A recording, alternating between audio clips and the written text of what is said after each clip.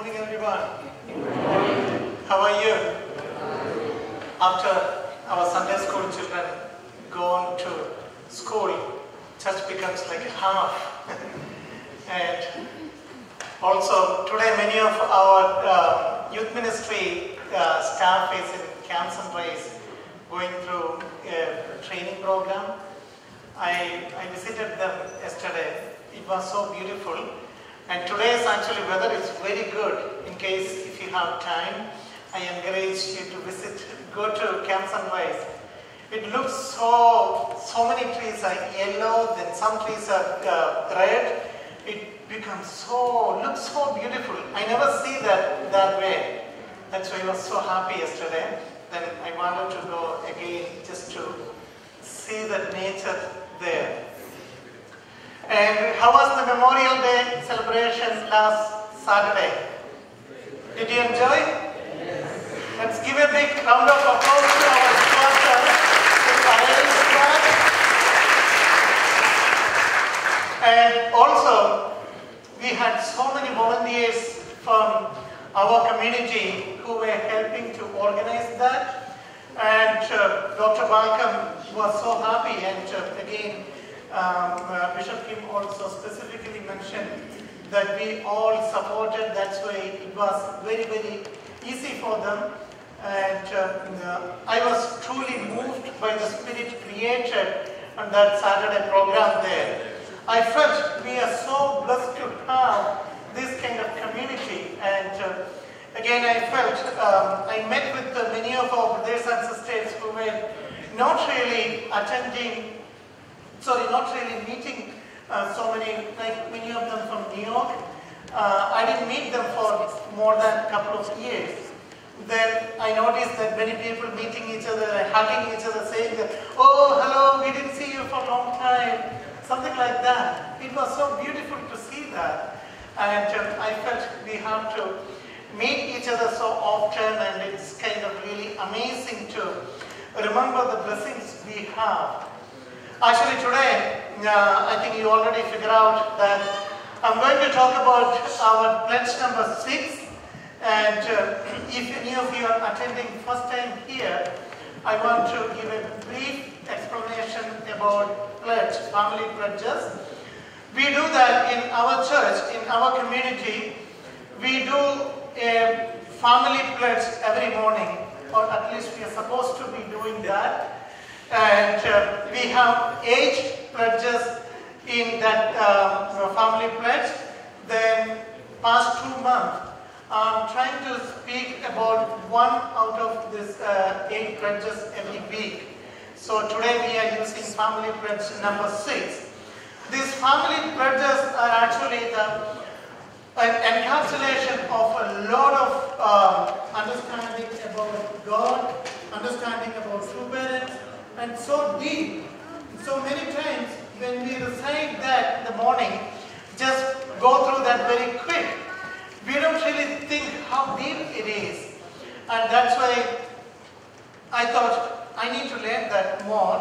And so I started doing that. Then I realized I need to share that with everyone so that we can really reinforce ourselves what we are practicing, what we are reciting every day. So today is family pledge number 6, and today I want to use one passage from actually it's almost like a continuation of the passage we read for the scriptural reading today. It says, "Since we are in rhythm with God as a family, we should be a family that can transmit heavenly fortune to our communities." This is pledge number 6. By such means, we eventually become a family that embodies God and true parents and achieve the unified realm of God's heart. It says, what does it say? It says, we should become families that embodies God and true parents. What it means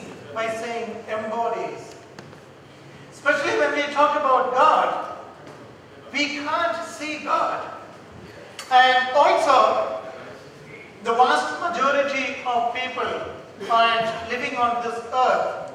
They can't really see and touch our true parents every day or every minute.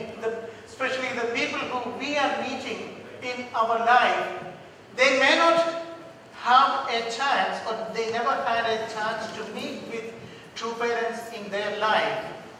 So, by doing this family pledge, we are saying every morning that we will become a family which embodies God and true parents. That means God, we are allowing ourselves to become exactly like God and exactly like true parents, so that people can see God in us. People can see God in our families, and not only God, and true parents also. People can see true parents in our families, and people should be able to see that from our families. That's what we are pledging every morning. And we are supposed to be in rhythm with God. Kind of whatever God thinks and whatever God feels, wherever God moves, we should be acting according to that. Wherever it's almost like when our song leaders sing, we should be able to follow that rhythm, which I never can. I always try, but I can never follow that rhythm either. Even if I just focus on just clapping, still it's so tough. Anyway, but we should be, our families and even individuals, we should be able to transmit that heavenly love from God and true parents to our communities.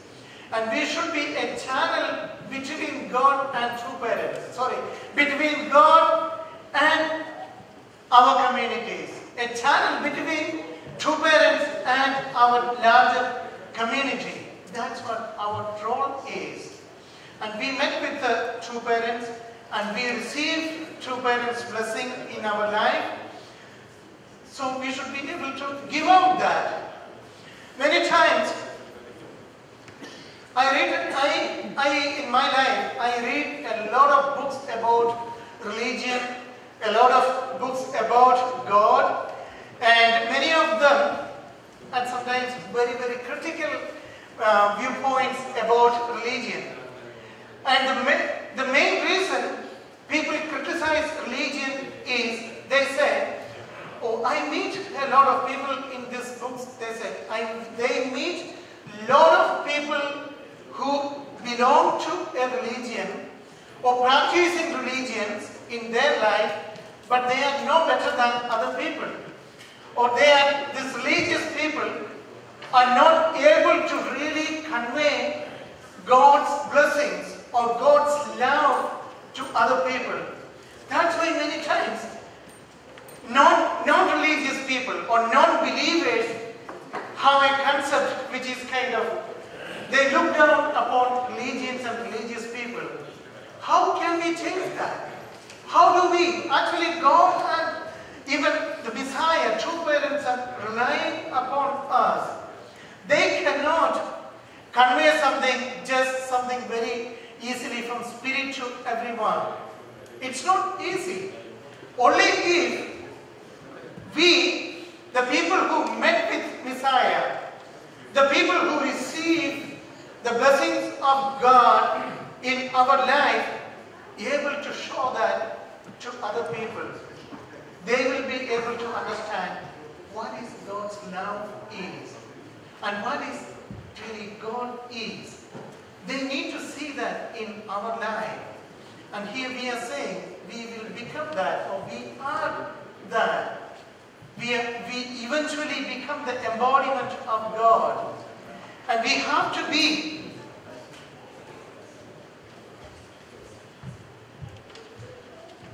that way in our communities. When people see us, they should feel that, wow, I met God today. I see that embodied. I really met God today because I had a chance to talk to this person, and through him I could really feel that is godly love is. The love of God, we say that kind of always forgiving, always embracing, and very, very graceful, and that we should be able to allow people to receive that. And sometimes it can be in our workplace or even in our schools. Like some of you study in a school or in colleges. And many times, people who study in colleges or people who work with you, they never experience God in their life. They never had a meaningful relationship with God. But I'm certain they are actually looking for that. In their deep inside their life, inside their individual life, they are longing for that. They want to have that, but they don't know how they can. And when you are there to guide them a little bit in their life, you are allowing God to touch them. You are allowing, like many times in schools,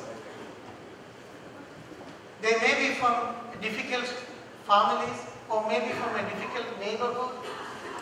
Then when you are able to listen to them, when you become a person who your friend can trust, you will be able to really be an embodiment of God. And you have to make that kind of relationship there. And again, in pledge number 6, we say that today's reading in that scriptural passage we heard that we pledge to perfect a family.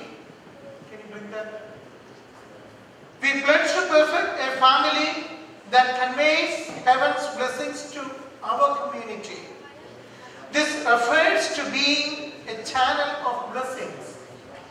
It is not in order to lead successful lives by ourselves alone that we receive the blessing. Once we have received the call before anybody else, we must make the families of all of our brothers and sisters and in the world, in the whole world, families like ours. We believe, and when we studied divine principle, we learned what is the blessings God given to human beings right after the creation. Adam and Eve were blessed with 3 great blessings, and which was the blessing to be one with God, blessing to make a God-centered family, and the 3rd blessing is the blessing to have a God-centered dominion or God-centered ruling all over the creation. That was the blessing we received from God. But we could see that immediately after the creation, our early ancestors chose not to have that, not to keep that with them. That's why they went away from God. But after the advent of our true parents, we receive those blessings again in our life. But here, and today's the true parents' guidance is true parents are telling us, we are someone who receive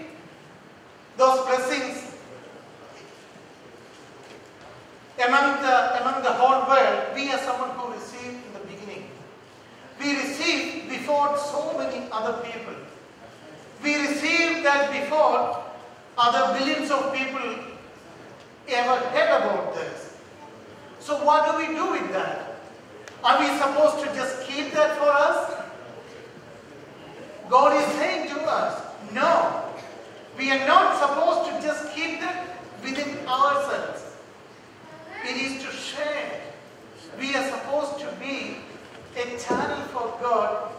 Through that channel, God can receive, God can pass that blessings to everyone very quickly.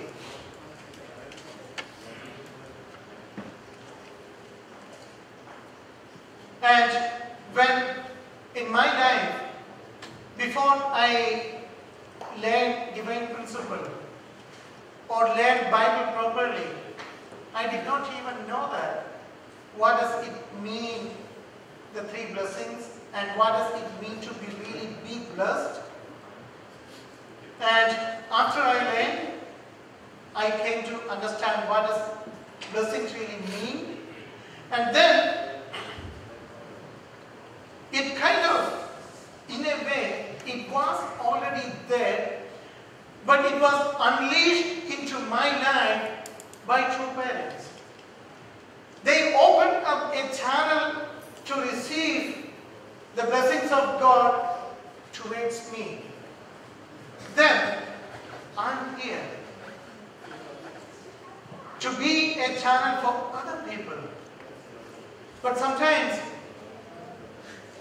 we don't allow that blessings to flow through us to other people. And we enjoy that very much. We are happy about that. Within our families, we enjoy that. Even within our community, we enjoy that.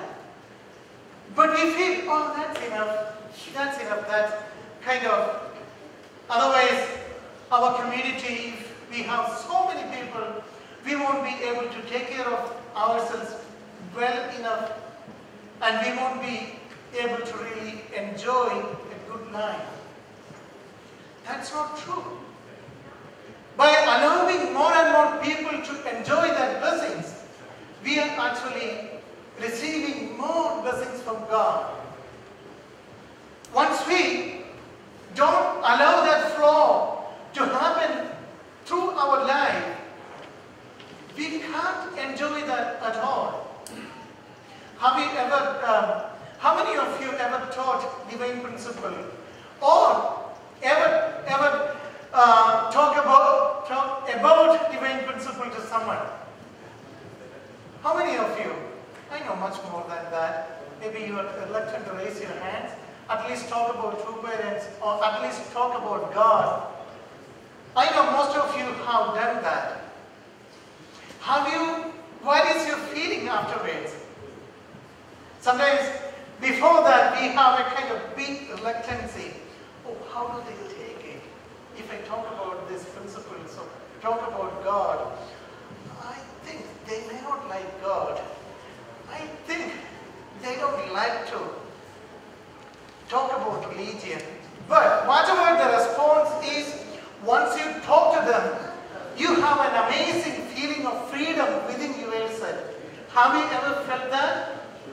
Even if people are upset with you, you feel like an amazing vibration came to your heart, an amazing vibration is flowing through your body. That's because when you allow that pass through your body, more and more blessings from God, more and more inspirations from God is coming. And that's why it is happening. You know, have you ever think about the way this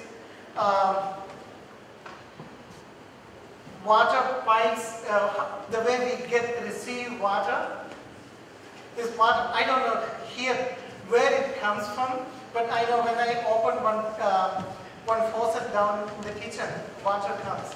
Water flows through, and we get really nice water. And one time, sometimes what happens, if you tie it, you totally seal that water, we think, okay, I have to save water, so I'm going to seal it off, this faucet. I'm not going to let anyone to to use it. Let me put it and close it tight, and then we think, okay, I'm really protecting this. I'm really saving water. Do you think we are doing that? Actually, I had, after we planted these flowers around our church, I wanted to water these plants. Then I was looking for the faucets around our, outside of our church building. Then I found one faucet out in that corner. Then I tried to open that. I couldn't open that. It was so tight, I couldn't open that with my bare hand.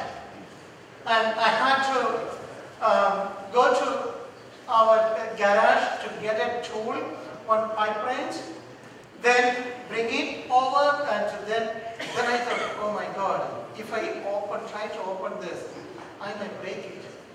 And so better I don't try it. Then I had to wait for another technician. Then he came and somehow he opened that. It was actually so tight, and we were not using that for several years. That's why it became so bad, and no one even think about that. Then after we opened that, the water come out as kind of reddish colored water, smelly water, and had to let it flow for several minutes, and then after some time it got better. And that's what happens when we don't allow that. Water is actually very good. Water gives us life, and if you don't have water for one day or something, I don't know how long you can live without water, but water gives us life. It's so necessary for us. Same like that, even if there is water and we tie it off and we think we have enough water, but it gets contaminated by staying there. It needs flow. And we have a saying in my language, if I paraphrase, it's saying like, the still water gets contaminated very easily. If you allow water to flow, it never gets poisoned, it never gets contaminated. Even if you pour poison into that, if you allow water to flow, it never gets contaminated. And that's what happens in our own personal life.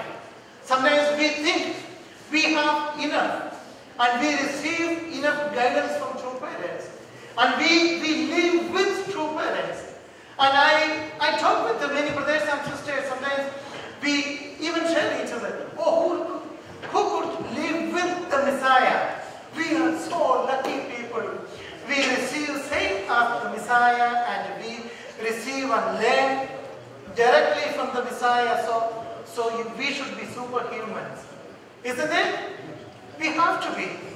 But same time, if we don't allow that Messiah's teachings, even if we live on this Messianic age, if we don't allow Messiah to work through us, we are just like that clogged faucet. We are just like that useless faucet, or become like even that inspiration and everything we receive directly from Messiah, that also can become like that reddish water. When I saw that, when I tried to open that faucet, we can't allow that to happen. If we do that, then whatever we are purging every morning in our home, we are not doing that. We are not sharing with our community. We are not allowing, we are not really being a channel of God. We are not really being a channel of true parents. We are blocking something off by thinking that we are protecting something. It is not true. It is not true. If we can't protect anything just by holding it off to us. We have to get involved in our communities. And in today's reading, you see that. Teach divine principle. Share divine principle. Even if people don't like it, you have to tell them. This time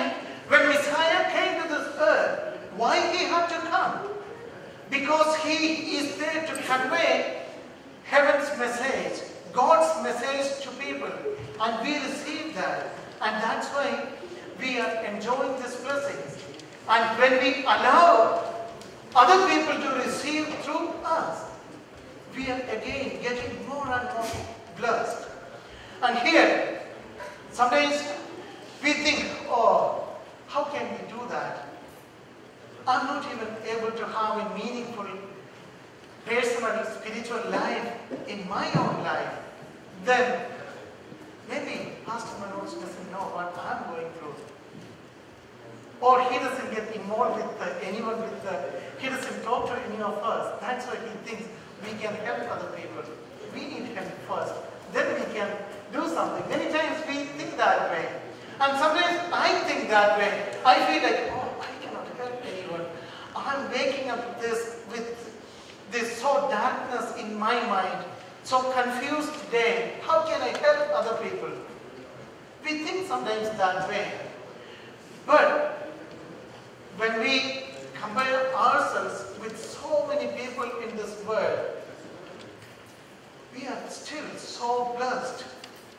And many times, this kind of thinking coming to us just taught us to do something for our community.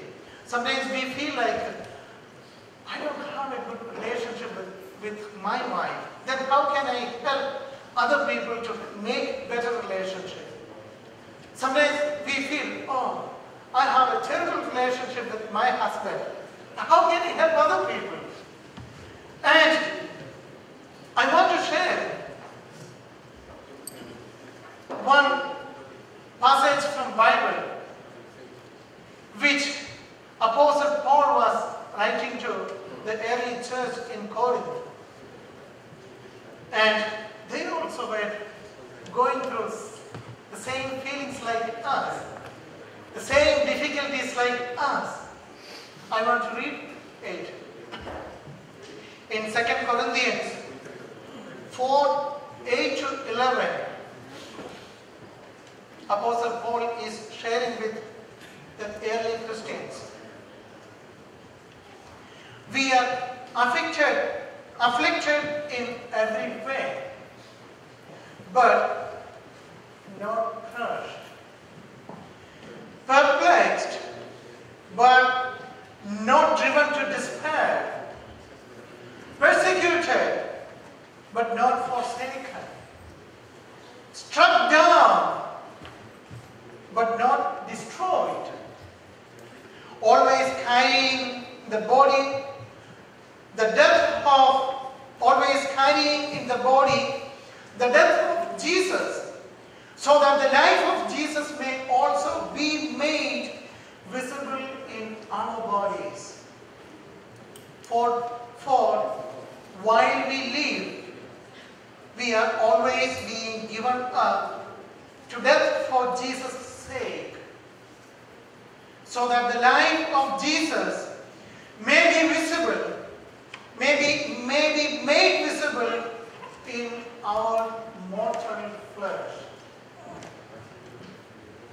And this passage, which Apostle Paul shared with early Christians, is so profound for me. Sometimes I feel he was directly talking to me. He was directly talking to each and every one of us. Many times we feel, I am afflicted in every way in my life. I can't go on. I can't work anymore in my life. This is enough. I'm tired. I can't, my God. I'm tired of this. This cannot take me anywhere. I'm not able to make any substantial result in my life, in my family, and in my society. Sometimes we feel that way. But never feel crushed. Never feel destroyed by that. And we need to have, we need to go on. Then only we will be able to make that wonderful kingdom of heaven we talk about in our lives and other people's lives. Look at the society where billions of people live. They need us. They need our support. They need your guidance. When you talk to each and every one of your friends in your workplace, they desperately need your guidance. They are longing for that meaningful personal relationship with God. That only if you allow God to speak through you, that is possible. Only if you talk for God, it is possible. And when you talk for God, be mindful. You talk to God before you talk on behalf of God. You have a meaningful relationship with God. You should talk to God. Then find from God what God wants to convey to other people. Then you will be able to really convey the message from heaven to everyone around you. And again, sometimes we feel we are confused. We are confused of being about our personal life. And sometimes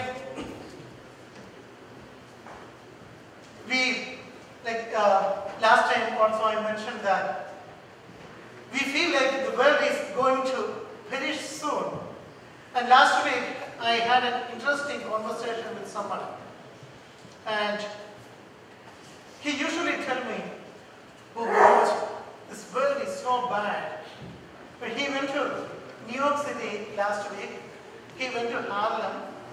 And he was in Harlem several years back. I think almost 20 years back, he lived in Harlem. Then after that, he never really been into Harlem. Then last week he went there. Then he was he said, I was shocked. I thought something bad happened there.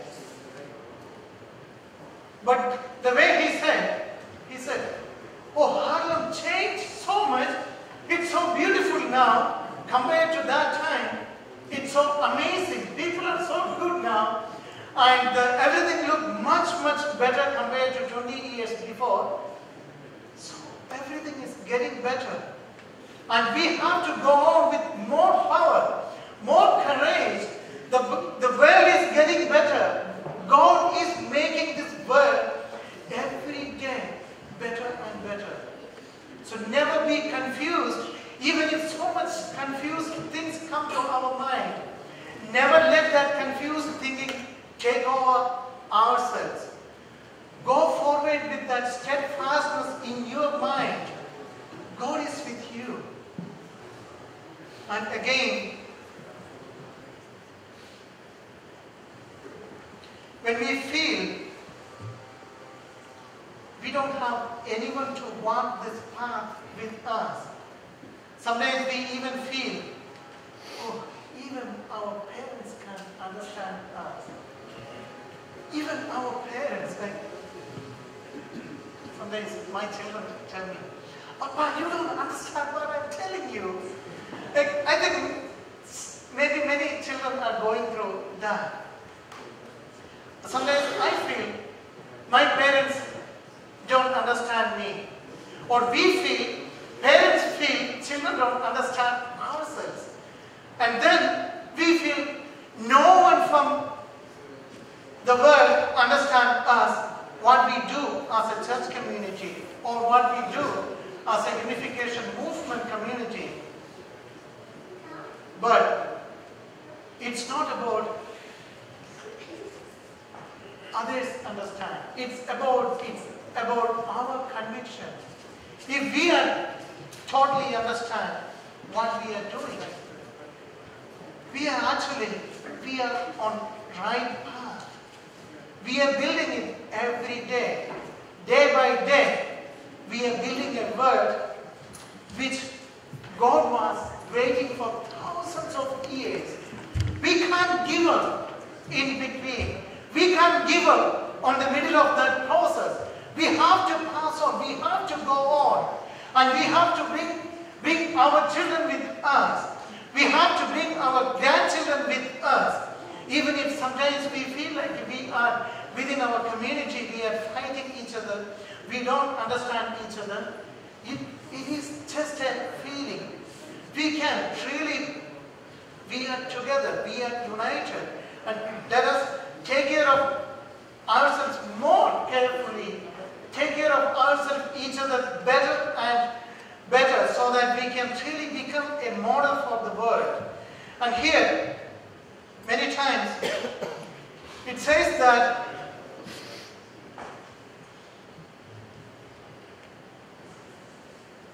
in this pledge, we talk about 3 major points. Being an embodiment of God.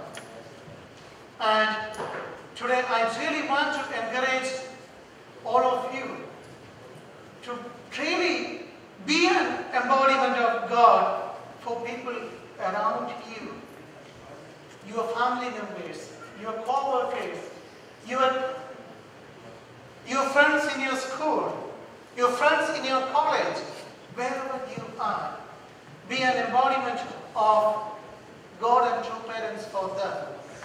And again, be a channel for God and true parents to flow that heavenly blessings to them. Wherever you live, maybe visit an old age home or visit hospitals. Sometimes good to visit a county jail or something in your neighborhood.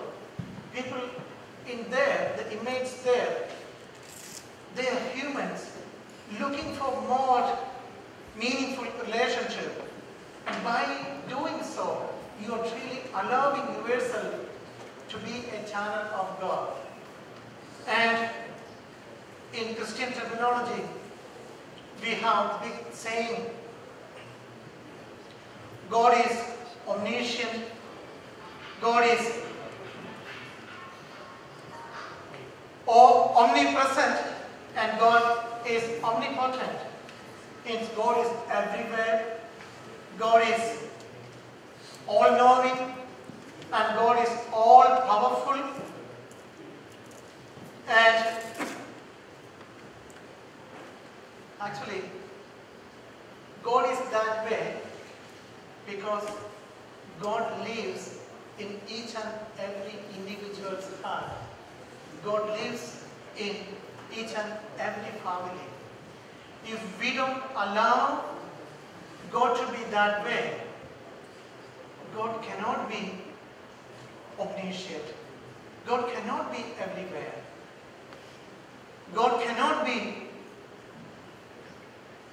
all-knowing if we don't listen to other people. God knows about the difficulties of other people through us, through each and every one of us. Without that, God cannot hear that. And also, we say, God is omnipotent, so powerful. God can solve any problem. But it's only if we allow God to be that way. If we solve the problems, then we are doing that for God. Do you understand that? Yes. Amen. I become so serious. Don't be serious. Take it very light. And when you do it through simple steps in our life, God becomes so visible. God becomes everywhere. God can be everywhere. God will be able to resolve everyone's problems, and God will be able to understand everyone. And so, brothers and sisters, today I want to really fulfill this pledge number 6 by allowing ourselves to be channels of God and channels of true parents, and make ourselves